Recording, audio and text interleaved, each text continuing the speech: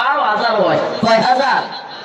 আল্লাহ পাক নিজেও বলেন কাম মিন ফিয়াতিন কলিলাতিন গালাবাত ফিয়াতান কাসীরাতান বিইذنিল্লাহ কাম মিন ফিয়াতিন কলিলাতিন গালাবাত ফিয়াতান কাসীরাতান বিইذنিল্লাহ। আল্লাহ পাক নিজেও বলেছেন আল্লাহর উপর যদি কেউ আস্থা এবং বিশ্বাস রেখে ছোট্ট বাহিনী নিয়েও দাঁড়ায়া যায়, কাম মিন ফিয়াতিন কলিলাতিন গালাবাত ফিয়াতান কাসীরাতান বিইذনিল্লাহ। আল্লাহর উপর আস্থা বিশ্বাস রাখা ছোট্ট দল বিজয়ী হবে।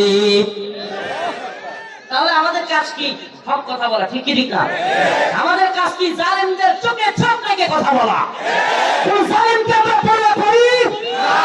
ভারতের গোলামি আমরা করি, আমেরিকার গোলামি করি, ইসরায়েলের গোলামি করি, জাতিসংঘের গোলামি করি? আমরা একমাত্র গোলামি করি কার? আল্লাহ। বলেন না কার? পৃথিবীর কোন তাগুতের জালেমের গোলামি মুসলমানরা করে না। আমাদের গোলামি, আমাদের সিজদা, আমাদের এই কপাল একমাত্র আল্লাহর দিকে নত জন্য। যদি তাই হয়, আল্লাহ পাক বলছেন ছোট্ট বাহিনী হতে পারে, কিন্তু এই ছোট্ট বাহিনী বিজয়ী হবে।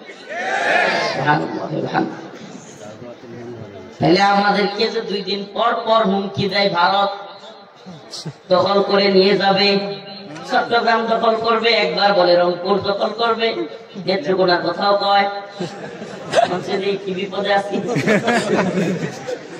আমাদের দেশ দখল করে নিয়ে যাবে। আলহামদুলিল্লাহ, দেখেন সুবহানাল্লাহ, আল্লাহ পাক সুবহানাল্লাহ, সত্যের শক্তি যদি আপনি না বুঝেন কেউ আপনাকে বুঝাইতে পারবে না।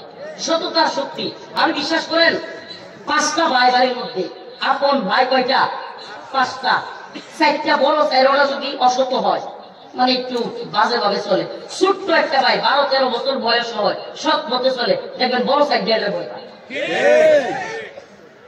চেয়ারম্যান এলাকার চেয়ারম্যান নারীর লগে মনে করেন যে এমন কাজ করছে, 7 বছরের পুরো একটা দিকে ফেলছে, এখন চেয়ারম্যান আর সবার সামনে এমনি হাঁটলে ওই পুলার সামনে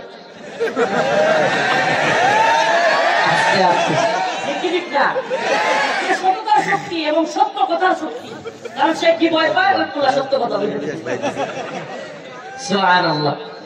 তাই এইটাই আপনি বলেন তো, আমাকে দেখে আল্লাহ মাফ করুক, আল্লাহ মাফ করুক, আমাকে গত 2021 সালে মোদী বিরোধী আন্দোলনে আলেমদেরকে, শত শত আলেমদেরকে একসাথে কারাগারে নিয়েছি। তার মধ্যে সবার আগে 1 সপ্তাহের ব্যবধানে 2 বার, সবার আগে 2 বার গ্রেফতার করছে আমাকে।